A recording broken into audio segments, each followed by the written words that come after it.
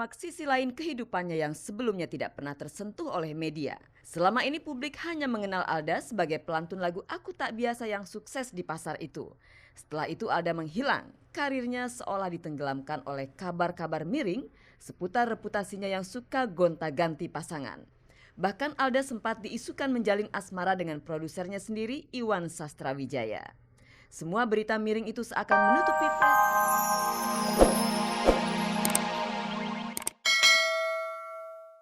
Selamat pagi pemirsa, selamat bergabung kembali di Gospot. Saya Nela Ana akan menghantarkan gosip-gosip serta berita-berita pilihan dari kalangan selebriti untuk Anda. Tak ada yang ditambahi, tak ada yang dikurangi, dan tak ada yang memanas-manasi. Bersama Gospot Anda tak perlu was-was ketinggalan berita, dan pemirsa, inilah sajian segar dari meja redaksi Gospot untuk Anda yang memang haus akan berita-berita dari dunia selebriti.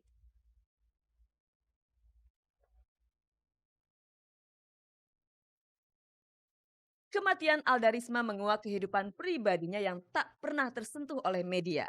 Andra Ramadan punya band baru di samping Dewa. Bagaimana dengan komitmen manajemen Dewa yang melarang para personilnya melakukan pekerjaan sampingan di luar Dewa? Chris Patti sedang menggarap video klip lagu terbarunya yang lagi-lagi mengusung tema cinta tragis. Darius Sinathrya menceritakan persiapan pernikahannya dengan Donna Agnesia. Ajima Said selaku sekjen sebuah partai politik mengklarifikasi berita tentang Ruhut Sitompul yang selalu mengenakan atribut partai saat membela kliennya Maria Eva. Erwin Gutawa mengkomando latihan terakhir menjelang Anugerah Musik Indonesia Awards tahun 2006.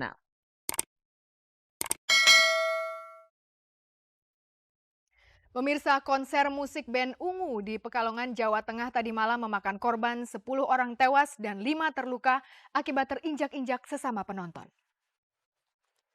Hingga dini hari tadi baru 5 jenazah yang teridentifikasi. 5 lainnya masih di ruang jenazah Rumah Sakit PKU Muhammadiyah Pekalongan. 5 korban tewas adalah Adi Santoso 18 tahun, Hikmah 16 tahun, Rati Huati 16 tahun, Supriyanto 16 tahun, dan Andi Setiawan 15 tahun. 5 korban lainnya seorang remaja perempuan dan 4 laki-laki belum teridentifikasi. Korban luka kini dirawat di Rumah Sakit PKU Muhammadiyah Pekalongan. Tragedi terjadi saat usai konser, penonton yang mencapai 15.000 orang keluar dari stadion hanya melalui satu pintu. Padahal stadion memiliki 2 pintu. Mereka berebut keluar disertai saling dorong, saat itulah sejumlah korban terinjak-injak. Kapasitas Stadion Widya Manggala Krida seharusnya hanya 7.000 orang. Akibat massa memaksa masuk tanpa tiket, akhirnya stadion dijejali 15.000 penonton. Pemirsa, setelah Alda Risma meraih ketenaran berkat lagu Aku Tak Biasa, sepertinya berita reputasi Alda di belantika musik menghilang. Kini setelah Alda tewas, sedikit demi sedikit terkuak sisi lain hidup Alda yang jarang atau bahkan belum terdengar publik. Lantas bagaimanakah perkembangan kasus kematian Alda sendiri? Sudahkah Ferry ditemukan? Pemirsa, berikut liputannya. Akan menguak sisi lain kehidupannya yang sebelumnya tidak pernah tersentuh oleh media. Selama ini publik hanya mengenal Alda sebagai pelantun lagu Aku Tak Biasa yang sukses di pasar itu. Setelah itu Alda menghilang, karirnya seolah ditenggelamkan oleh kabar-kabar miring seputar reputasinya yang suka gonta-ganti pasangan. Bahkan Alda sempat diisukan menjalin asmara dengan produsernya sendiri, Iwan Sastrawijaya. Semua berita miring itu seakan menutupi prestasinya yang boleh dibilang cukup cemerlang. Di Anugerah Musik Indonesia Awards tahun pertama, Alda ternyata menyabet gelar penyanyi wanita terbaik, mengalahkan pesaing beratnya Chris Dayanti. Saya dinominasikan barak, lagu Menghitung Hari kalah sama lagu Aku Tak Biasa. 97, 96 itu ada AMI Award, Anugerah Musik Indonesia Award. Dia memenangkan penghargaan sebagai penyanyi wanita terbaik, mengalahkan Chris Dayanti. Hanya menang tipis, menangnya cuma 1 pemilih waktu itu. Jadi ini baru saya cerita di sini bahwa Chris Dayanti dikalahkan oleh Alda itu hanya 1 pemilih. Di sistem AMI waktu itu ada juri akhir, dan juri akhir itu bedanya hanya 1 pemilih antara Alda yang menang dan kemudian Chris Dayanti yang dikalahkan. Kemenangan Alda tentu bukan karena faktor luck semata. Dia memiliki talenta yang luar biasa yang jika dipoles secara benar tentu bisa menjadikannya salah satu diva tenar di negeri ini. Awalnya Alda sudah berada di jalur yang benar, namun begitu meluncurkan album kedua, nasibnya ternyata tidak semujur album pertama.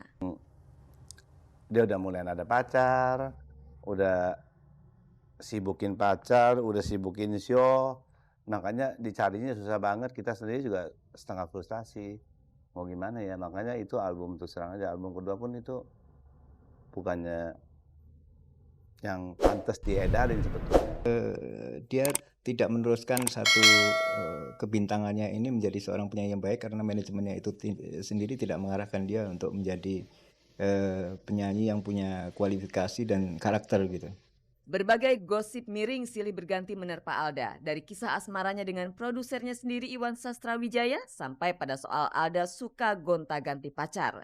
Bahkan ada yang lebih parah, Alda sengaja dijual kepada Iwan oleh ibunya sendiri Halimah. Artinya aku dong, jualnya ke aku dong. Aku produsernya. Kalau dia jadi artis, artinya aku jual ke aku ya. Nggak mungkin. Enggak lah, gila kali ya emak jual anak. Jadi nggak ada hubungan yang spesial ya. Pada waktu itu aja ya mula-mula ketemu, berhubung kita sering rekaman dan pada waktu itu kan belum ada yang ganggu, dia juga belum top. Nama Ferry Surya Prakasa. Ferry diketahui sebagai pacar Alda yang kabarnya adalah seorang biksu. Beberapa waktu lalu Siti Hartati Murdaya, Ketua Perwakilan Umat Buddha Indonesia, telah membantah bahwa Ferry bukanlah biksu bernama Yonzin Rinpoche seperti yang diberitakan media. Namun Halimah menegaskan Ferry adalah benar memang seorang biksu. Kalau betul itu adalah Ferry itu ya, kami ingin segera menyerahkan diri. Cerita aja sebenarnya. Apa sih yang terjadi? Oh, sebentar, biksu ya itu. Udah kenal lama, Bu. Bu udah kenal lama ya? Awak Gospot akhirnya mengkonfirmasi berita itu kepada pihak Vihara Tarpaling yang kabarnya milik Yonzin Rinpoche alias Ferry. Sayangnya untuk sementara Vihara tertutup untuk umum. Pihak Walubi pun belum bersedia memberikan komentar karena mereka masih membahas berita soal Ferry tersebut.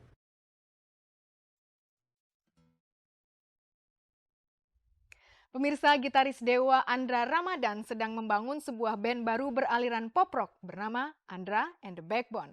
Hal ini cukup mengejutkan mengingat manajemen Dewa terutama Dhani Ahmad pernah melarang keras anggotanya membuat proyek album sendiri.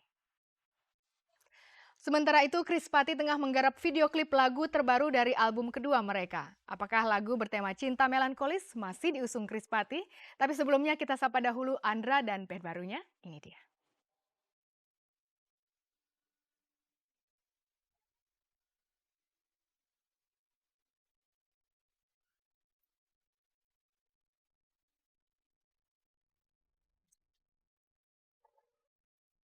Andra and the Backbone, begitulah nama band yang menjadi proyek solo album perdana Andra Ramadan.